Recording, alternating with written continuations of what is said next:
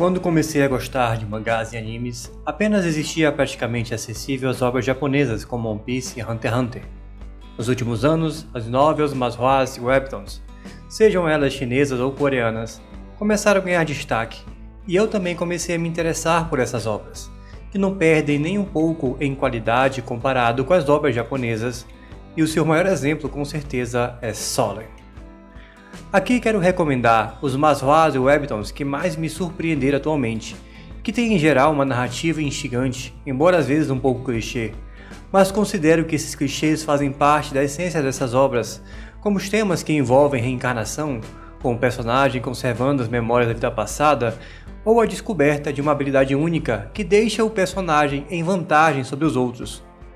Olá, meu nome é Ricardo, bem-vindo ao meu canal. Vamos às obras então. Vou começar pela primeira novel chinesa que li, que foi A Biblioteca do Caminho Celestial. Atualmente ela já tem uma adaptação para manhwa, que muito embora deixe um pouco a desejar em comparação com o original, também é uma obra bastante interessante. Essa obra é a personificação de um ditado chinês: um professor por um dia é um pai por toda a vida. Nela, um bibliotecário reencarna no continente dos professores mestres, no corpo de um professor fracassado chamado Zhang Xuan, que conseguiu tirar 0 no teste de professores e quase aleijou um dos seus alunos, tendo uma péssima reputação na academia em que ele trabalha. Ele precisa conseguir alunos para prosseguir no cargo, caso contrário, ele será expulso.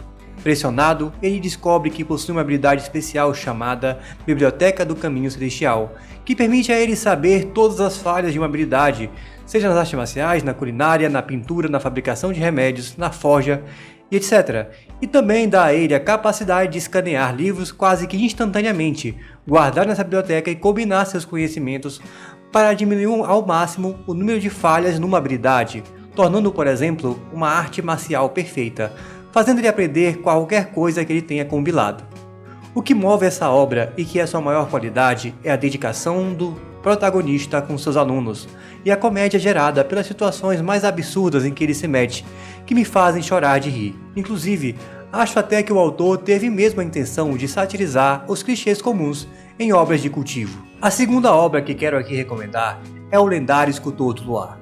Aqui o nosso protagonista é muito pobre, gasta quase a totalidade do tempo dele se dedicando ao trabalho para dar uma vida melhor para a avó e a irmã, já que os pais dele faleceram. No pouco tempo livre que ele teve, se dedicou ao jogo chamado O Continente da Magia, tornando o personagem dele, Luigi, o mais poderoso de todos, alcançando o nível máximo, fazendo ele ficar famoso no mundo dos jogos virtuais. Em um dado momento, ele decide vender esse personagem, sem saber da fama que ele tinha, e coloca para leilão. Mas, no dia seguinte, ele é surpreendido por um lance bilionário em moeda coreana pelo personagem, conseguindo vendê-lo. Com isso, ele imagina que todos os problemas que dele foram resolvidos. Contudo, ele é coagido por credores que cobram uma dívida antiga deixada pelos pais. Como ele não renunciou à herança e os cobradores estavam ameaçando a família dele, acabou tendo que assumir a dívida. Isso acaba sugando a quase totalidade de tudo que ele conseguiu com a venda do personagem, sobrando apenas algum dinheiro para ele viver por algum tempo. E com esse pouco dinheiro, ele promete que vai recuperar tudo o que perdeu e dedica tudo ao mais novo lançamento do jogo de realidade virtual, denominado Estrada Real. É nesse jogo que ele se torna o lendário escultor do luar. Provavelmente, nosso protagonista deve ser o mais sedento por dinheiro que existe. A terceira obra que quero aqui indicar se chama O Lixo da Família do Conde. Aqui, o nosso protagonista estava lendo os 5 primeiros volumes da novel O Nascimento de um Herói. Mas, no meio da leitura, ele acaba adormecendo. Ao acordar, percebe que foi transportado para dentro dessa novel, como o lixo da família do conde, Kaylee Renitus.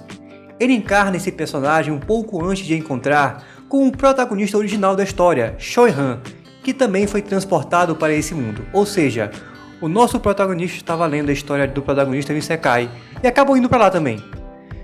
Kaylee Renitus é conhecido como lixo, fraco, alcoólatra e desonesto. Contudo, como o nosso protagonista virou ele, promete a si mesmo que não vai interferir na história original, para não influenciar o destino dos personagens, e buscará uma vida tranquila e sem insegurança. A grande vantagem do novo Kaylee Renitus é conhecer a história até o 5º volume, podendo antecipar os principais eventos que ocorrerá no futuro. Ao contrário de outras novels, ele demora a ganhar algum poder, passando a maior parte da história dependendo da força dos outros para se proteger.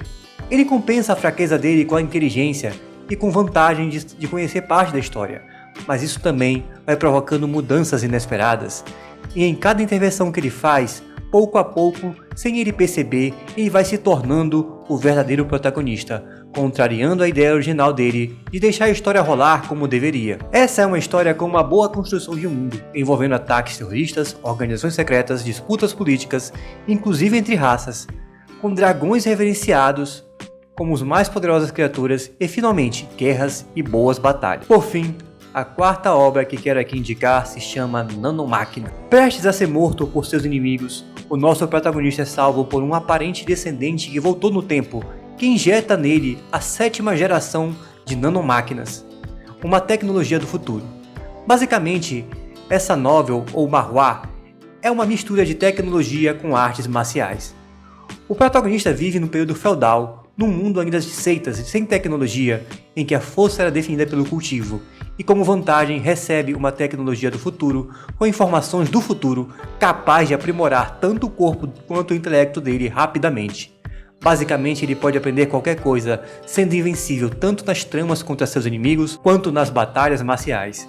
Nisso ele é até parecido com Zhang Xuan, pois consegue ler livros instantaneamente, e ainda tem a capacidade de criar uma realidade aumentada para deduzir as técnicas de uma pessoa, fazendo ainda uma simulação em realidade virtual dessas técnicas. Esse é um manhwa, também uma novel, para quem gosta de protagonista sem frescura, impiedoso com seus inimigos, que tem plena consciência de que deixar um inimigo vivo é semear vingança imprevisível no futuro, e aqueles inimigos que saem vivos, no mínimo, ficam sem um braço.